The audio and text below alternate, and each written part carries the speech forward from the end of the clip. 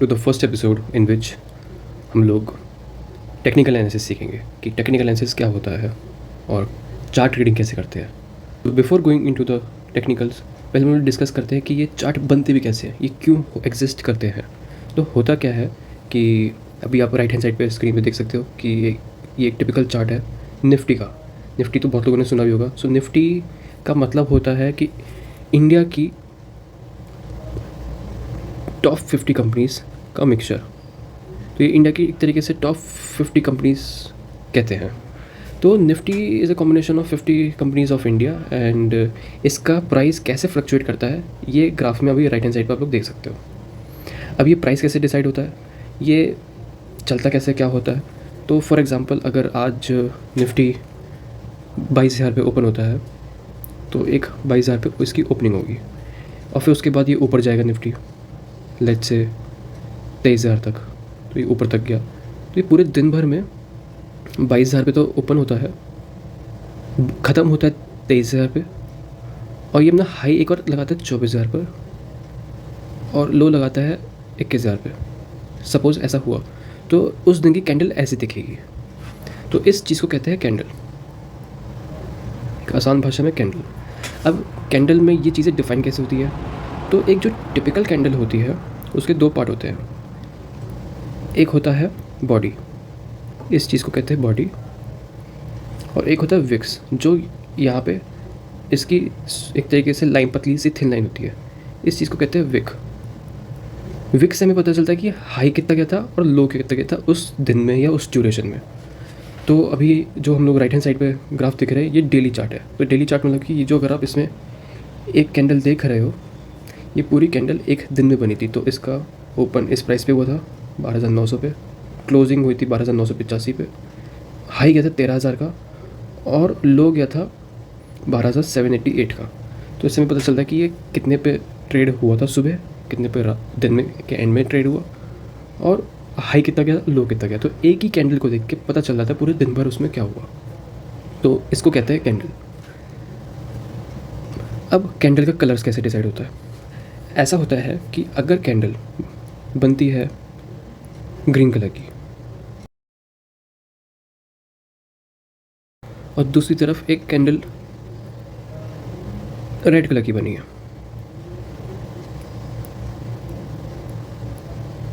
तो green colour की candle का मतलब ये होता है कि उस दिन प्राइस नीचे ओपन हुआ था और ऊपर की तरफ गया।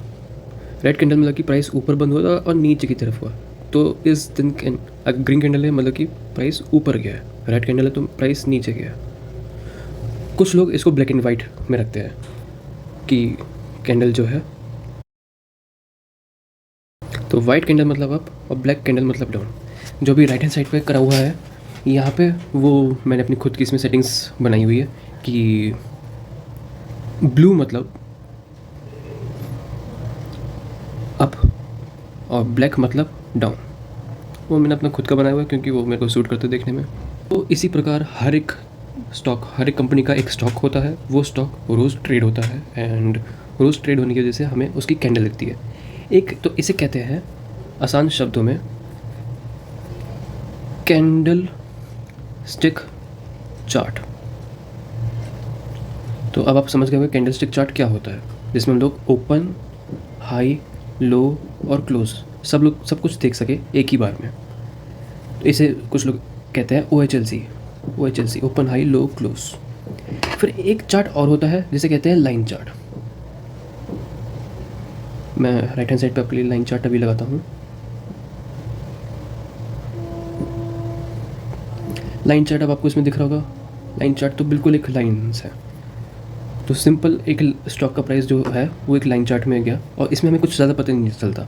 इसमें बस हमें जो ये पॉइंट होते हैं, ये पॉइंट बस बताता है कि उस दिन मार्केट कितने बजे बंद हुआ। तो बेसिकली ये जो पॉइंट है ये 22,000 अगर है तो 22,000 पे बंद हुआ। अगर ये 21,000 है तो ये अगले दिन 21,000 पे बंद हुआ। तो असलियत में होता क्या है कि जो कैंडल्स होती हैं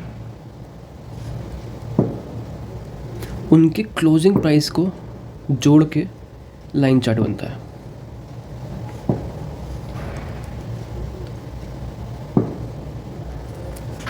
तो बस फ़र्क ये है कि कैंडल में हमें इन्फॉर्मेशन ज़्यादा मिल जाती है लेकिन बहुत बार नॉइज़ भी लगती है हमें वो, और कुछ जगह लाइन चार्ट ही देखना पड़ता है।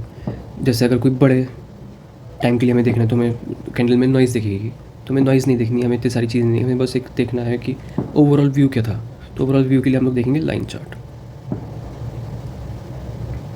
और भी बहुत सारे टाइप के चार्ट्स होते हैं, इसमें आपको अलग अलग चीज़ें दिखेंगी। For example bar chart, hollow candle, volume candle, area, high low close, column, बहुत ऑप्शन है, लेकिन वो सब इतने कॉम्प्लेक्सिटी में भी जाने की हमें ज़रूरत नहीं है। अभी बस बेसिक्स का ही देखना है, तो बेसिक में बस हमें 2 ही चार्ट्स चाहिए होते हैं, वो है एक लाइन चार्ट और एक है कैंडलस्टिक चार्ट। तो अब आते हैं कि प्राइस मूव होता भी क्यों है, किसी भी कंपनी का जो स्टॉक है वो मूव क्यों कर रहा है। अगर कोई चीज़ है, किसी कंपनी का स्टॉक लेट से 100 है, तो वो 100 रुपये पे, 105 रुपये पे क्यों जाए, वो क्यों जाएगा 5 रुपये ऊपर या 5 रुपये नीचे। तो बेसिकली होता क्या है, आप ऐसे समझिए जैसे कि एक कंपनी है, कंपनी XYZ, एंड उसकी वो बेचती है बुक्स। अब एक न्यूज़ आई कि ऑनलाइन पढ़ाई चालू होगी फ्यूचर में, तो ऑनलाइन स्टडी में ये वाली बात आ गई कि बुक्स की ज़रूरत नहीं है, PDF से लोग पढ़ेंगे, अपने मोबाइल पे पढ़ेंगे, टैबलेट पे पढ़ेंगे, लैपटॉप पे पढ़ेंगे, तो बुक्स की ज़रूरत ही नहीं है। एंड ये XYZ की जो कंपनी है ये 100 रुपये पे चल रही थी। तो 100 रुपये पे जब ये चल रही थी, तो अचानक से क्या होगा कि अब इसमें बिज़नेस इसका कम होने वाला है। अगर किसी कंपनी का बिज़नेस कम होने वाला है, कमज़ोर होने वाला है, तो उससे क्या होगा, लोग उसमें अपना पैसा क्यों रखेंगे जिस चीज़ में बिज़नेस नहीं है, क्योंकि लोग पैसा तब लगाते हैं जब उनको प्रॉफिट मिलेगा। अब अगर किसी बिज़नेस में प्रॉफिट ही नहीं है तो लोग पैसा निकालेंगे। तो जैसे ही इसमें से लोगों ने पैसे निकालने चालू करे, तभी इसका प्राइस कम होने लगेगा। कम होने लगेगा, क्यों होने लगेगा, अब जैसे एक कोई बड़ा सा इन्वेस्टर है, उस अब इन्वेस्टर ज़्यादातर FII और DII कहलाते हैं। FII मतलब फॉरेन, DII मतलब डोमेस्टिक। तो अगर कोई भी ये जो बड़े इन्वेस्टर्स होते हैं, इनको अगर पैसे निकालने हैं किसी भी कंपनी से, तो ये इसमें से बेचेंगे। अगर कोई चीज़ इसका स्टॉक बेचना है तो वो 100 रुपये पे बेचना चाहेगा, लेकिन वो बेच नहीं पाएगा, क्योंकि वो तभी बेच सकता है जब उसको कोई खरीद रहा हो। कोई भी चीज़ तभी बेची जा सकती है जब उसी प्राइस पे कोई उसको खरीद रहा हो। लेकिन अगर कोई ख़राब न्यूज़ आती है तो उसको क्यों ही कोई खरीदेगा। कोई स्टॉक की अब ख़राब न्यूज़ आ गई कि कोई नहीं पढ़ने वाला बुक से, सब लोग लैपटॉप से पढ़ेंगे, तो कोई नया इन्वेस्टर क्यों आएगा, वो खरीदना ही नहीं चाहेगा 100 रुपये। तो नया इन्वेस्टर जो खरीदना चाहेगा वो एक शर्त पे खरीदेगा, चलो ठीक है एक काम करता हूँ, मैं सस्ते पे ले लूँगा। सस्ता मतलब 95। तो सेलर जो है वो कहता है नहीं यार मैं तो 100 पे बेचना चाहता हूँ। तो एक तरीके से बायर और सेलर की लड़ाई होने लगती है। बायर कहता है मैं तो 95 पे लूँगा, सेलर कहता है कि नहीं मैं तो 100 पे बेचूँगा। तो ट्रेड होती नहीं। लेकिन फिर वो लोग बीच में आते हैं कि नहीं चल ठीक है, तो फिर काम करते हैं 97 का भाव देते हैं, वो कहते हैं नहीं 98, और फिर लास्ट में वो 97.5 पे ट्रेड हो जाती है। बायर 97.5 पे सेलर से वो ले लेता है।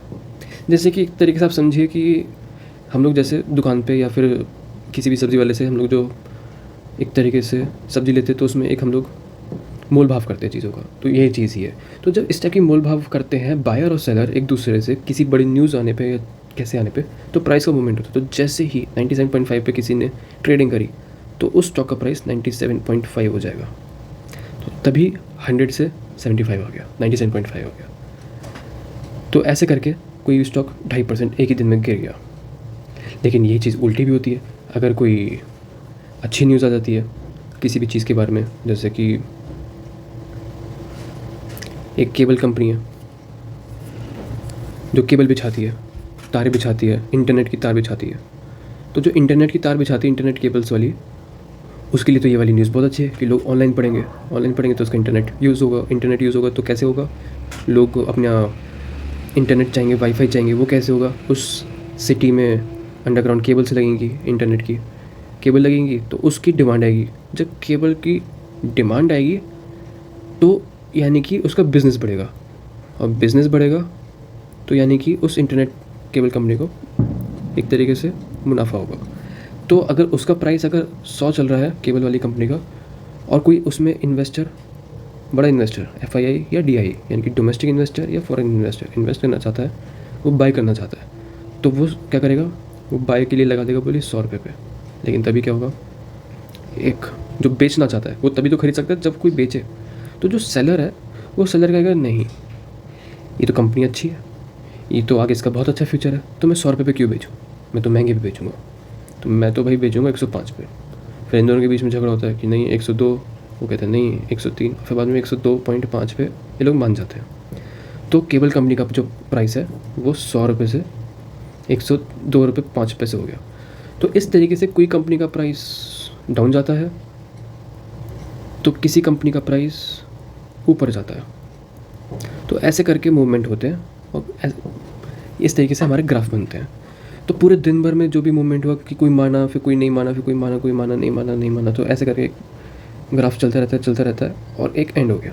जब ये एंड हुआ तो इस पूरे सार, ये पूरा का पूरा जो सार था पूरे दिन का, ये एक कैंडल से दिखा दिया कि भाई यहाँ पे ओपन हुआ, ठीक है भाई यहाँ ओपन हुआ, यहाँ पे क्लोज़ हुआ, यहाँ पे क्लोज़ हुआ, ये लेकिन नीचे यहाँ तक गया था तो एक डंडी आ गई, और हाई पे क्लोज़ हुआ तो डंडी ऊपर नहीं आई। तो ये जो कैंडल है, इस कैंडल ने दिखा दिया कि भाई ये पूरे दिन भर ऐसे हुआ था प्राइस। तो ऐसे कहते हैं कैंडल स्टिक चार्ट और इसे कहते हैं लाइन चार्ट, और इस तरीके से प्राइसेस ऊपर नीचे होते हैं। सो मैं अब आशा करता हूँ कि आपको समझ में आ गया होगा कि ये कैसे मूवमेंट आता है स्टॉक्स में एंड ये ग्राफ क्या होते हैं।